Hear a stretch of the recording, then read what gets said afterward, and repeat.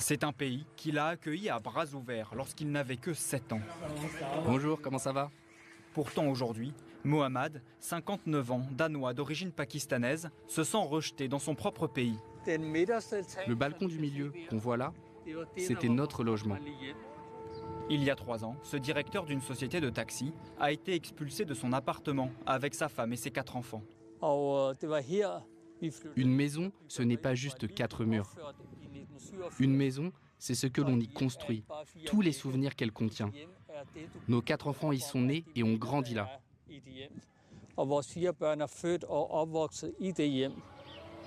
La raison de cette expulsion est politique. En 2018, le Parlement danois vote ce que l'on va baptiser la loi ghetto.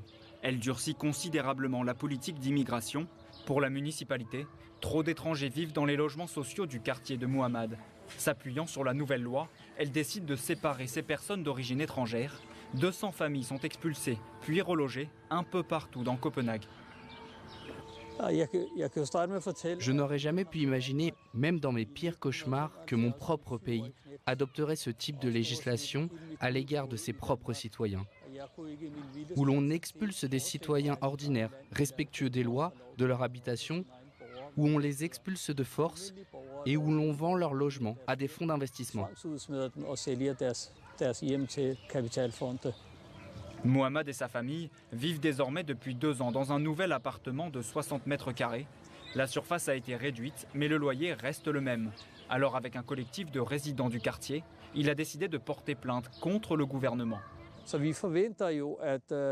Nous nous attendons à ce que la Cour d'appel de l'Est rende une décision selon laquelle la loi est directement ou indirectement discriminatoire. On verra alors que sur la base d'une loi illégale et invalide, on a expulsé tant d'habitants de leur logement, les forçant à partir avant de vendre leurs habitations à un fonds d'investissement. Le père de famille rêve de récupérer son appartement, mais il a peu d'espoir. Quelque chose a changé dans son pays d'accueil. Alors que le Danemark était un des pays les plus accueillants au début des années 2000, il a désormais mis en place une des politiques d'immigration les plus strictes d'Europe.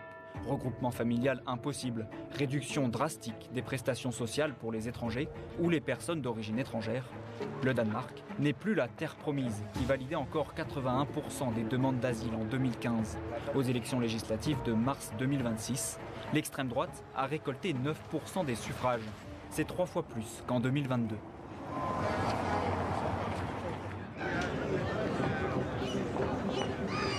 Quelques jours avant le vote, Eva Beckman, la candidate du Parti des démocrates du Danemark, avait le sourire. Devant le centre commercial de Frederiksberg, elle va à la rencontre des électeurs. Nous ne voulons pas de personnes venant de pays islamiques, parce que nous avons eu de très mauvaises expériences avec certaines d'entre elles. Nous n'aimons pas quand on se couvre le visage avec un voile. C'est un pays libre et les hommes et les femmes sont égaux. Aujourd'hui, plusieurs autres partis mènent campagne au même endroit. Mia Tang, la candidate du parti de droite notamment, et elle aussi parle immigration.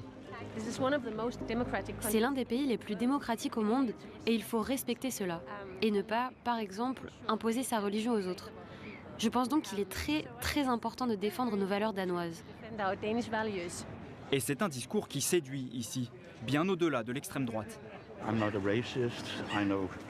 Je ne suis pas raciste, mais il y a aussi des musulmans très radicaux au Danemark, surtout autour des mosquées, avec les imams et tout ça. Et le Danemark est un pays très petit. À mon avis, il faut aussi faire quelque chose à ce sujet. Jan Jorgensen, lui, est le candidat du parti de centre-droit. Entre 2 distributions de chocolat, et pour être sûr de se faire réélire au Parlement, lui aussi a choisi un thème porteur. Je fais partie du gouvernement et nous essayons d'accueillir le moins possible de demandeurs d'asile. Nous voulons aider des gens dans des pays proches de leur pays d'origine. Si vous venez de Syrie, il sera préférable pour vous d'être dans un pays proche, avec une culture similaire. Voyager au Danemark est parfois une bonne idée, mais souvent ce n'est pas la meilleure solution. Le thème de l'immigration s'est solidement installé au cœur de la campagne électorale, mais pas seulement. À 30 km au nord de Copenhague, l'université de Roskilde est connue comme une université de gauche.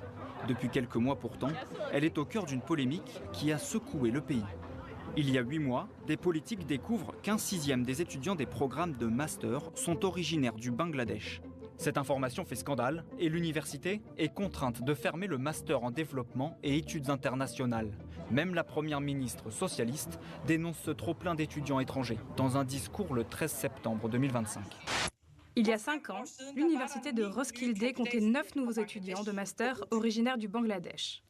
Et l'année dernière, 1 sur 6 nouveaux candidats à l'université vient du Bangladesh. Quand on dit cette phrase, on dirait une blague. À mes yeux, il y a un abus évident de nos programmes d'études. Et nous y mettrons bien sûr un terme en tant que gouvernement.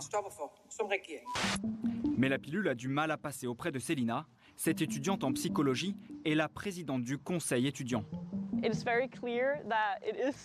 Il est très clair que ce discours que les responsables politiques tiennent constamment, selon lequel les immigrés viendraient dans notre pays pour voler notre éducation, nos emplois, nos opportunités, est précisément ce qui a alimenté cette haine et cette discrimination à l'encontre des étudiants bangladais. Pour les étudiants que représente Célina, il est clair que l'université subit une pression de la part des partis d'extrême droite. C'est vraiment un Danemark dans lequel j'ai peur de vivre. J'ai l'impression que nous sommes en train de nous engager sur la voie que prennent les États-Unis aujourd'hui. D'autres universités dans le pays ont également annoncé qu'elles allaient modifier leurs conditions d'admission. Le changement de paradigme et de politique migratoire du pays a trouvé son expression aussi dans les chiffres. En 2025, 10 000 demandes d'asile de moins étaient acceptées par rapport à 2015. Nicolas Escatch, comment expliquer ce changement de politique migratoire dans les années 2010 ? D'abord, il y a une augmentation de la demande d'asile très forte, multipliée par 9 entre 2008 et 2015. L'arrivée effectivement de l'extrême droite a des chiffres très élevés. Les élections législatives de 2015, c'est 21% pour le Parti populaire danois. Donc ça a eu un rôle extrêmement important. Et puis, par la suite, une série de mesures, effectivement, qui ont beaucoup choqué. La loi des bijoux, confiscation des biens des migrants à la frontière, l'allongement de la durée de rapprochement familial. Donc toutes ces mesures qui ont extrêmement choqué en France et qui ont été prises par la suite. Mais qu'est-ce qui a changé, en fait ? Il y a un lien à faire, quand même, parce qu'il y a eu des attaques, enfin ce qu'on appelle d'ailleurs des attentats islamistes. C'est comme ça que les Danois l'appellent.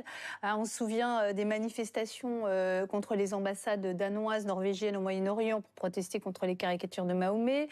On se souvient aussi du meurtre du réalisateur Theo Van Gogh, tué par un islamiste. Il y a eu aussi une attaque dans un café de Copenhague lors d'un débat justement sur les caricatures.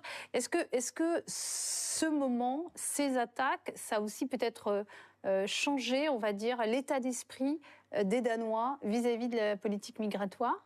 Bon, je pense qu'il y avait un fond de toute manière. On l'a évoqué, le fait que les Danois aient un sens aigu de la communauté parfois fermée.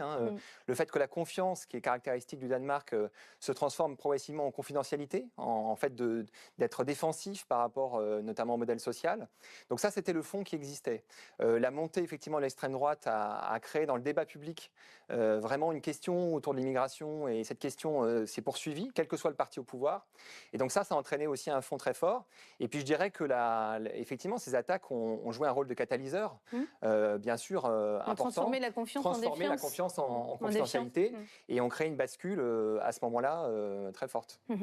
Maxence Lydia, ce qui peut surprendre quand on regarde votre reportage, c'est que finalement, les sociodémocrates, partis de centre-gauche, ce sont eux qui ont limité drastiquement l'immigration, finalement. Ce sont eux qui sont au pouvoir depuis des années. Oui, c'est ça. Et en fait, pour peut-être un peu comprendre ça, comme disait Nicolas, il faut remonter quelques années aussi en arrière. Notamment en 2015, il y a eu ce pic migratoire en Europe, notamment au Danemark, où là, avec la Syrie, oui. Tout à fait, où là, les partis d'extrême droite au Danemark se sont emparés de cette thématique pour imposer leur ligne très dure. Et en fait, ce qu'on remarque, c'est que ça a été adopté par tous les partis de l'échiquier politique danois, et notamment des sociodémocrates.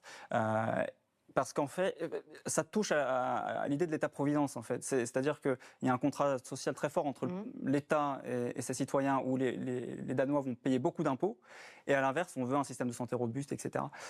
Et donc, lorsqu'on a des personnes étrangères qui viennent sur le territoire, l'idée qui peut être pensée par les Danois, c'est qu'ils profitent du système. Et donc, on a l'impression aussi que c'est un jeu électoral de la part de ces partis où ils savent pertinemment que c'est un argument qui va faire écho pour un certain électorat. Et donc, ils s'en sont tous emparés. Et puis, on se souvient, en 2019, Mette Frederiksen disait qu'elle voulait faire du Danemark un territoire sans demandeurs d'asile. Et comme vous le dites, c'est un parti de centre-gauche. Donc, ça paraît étonnant. Mais aujourd'hui, ça s'est infusé dans toutes les strates de l'échiquier politique danois. Dans votre reportage, vous avez beaucoup, vous êtes appuyé, vous êtes allé enquêter justement sur cette loi anti-ghetto. Est-ce qu'elle a vraiment fait changer la physionomie du quartier de Nørrebro à Copenhague? Vous avez tourné. Oui, alors ça a changé. Nous, ce qu'on entendait sur ce quartier avant d'y aller, c'est que c'est un quartier dur, où il y avait des gangs, etc. Ce qu'on pouvait lire dans les médias, en tout cas. Quand on est arrivé, on a rencontré Mohamed, qui nous a expliqué, lui, son point de vue sur ce quartier-là, où il disait qu'il y avait beaucoup de familles en fait, qui vivaient là depuis des années et ils ont été expulsés un petit peu du jour au lendemain et répartis un petit peu partout dans Copenhague. Mais ça a changé. On voit notamment les immeubles là-bas. Maintenant, ce sont des appartements de standing. C'était des logements sociaux. Maintenant, c'est des appartements de standing. Par exemple, l'appartement de Mohamed, il payait à peu près 7 000 couronnes, ce qui fait à peu près 930 € par mois. Aujourd'hui, il est à 19 000 couronnes. On a 2 500 € par mois et c'est donc 3 étudiants qui se le partagent en colocation. Et donc lui, ça lui fait un peu le cœur quand il voit ça. Mais c'est dans cette démarche de ne plus avoir de ghetto d'ici 2030. Ils font ça, mais c'est au détriment de populations de gens comme Mohamed qui se retrouvent expulsés et relogés. Cette loi anti-ghetto, elle avait... qu'en pensez-vous, Nicolas Escatch? Elle est brutale, Je pense qu'il faut dire les mots. C'est une loi brutale. Le fait de prendre en compte les non-occidentaux et d'en faire un pourcentage par quartier, pour moi, ça va à l'encontre complètement de cette confiance qu'on a du Danemark, cette image de confiance qu'on a du Danemark. Et vous parliez tout à l'heure de modèle. Je pense que, évidemment, le modèle danois était fortement fantasmé depuis la France, mais ce type de loi a beaucoup choqué à l'étranger.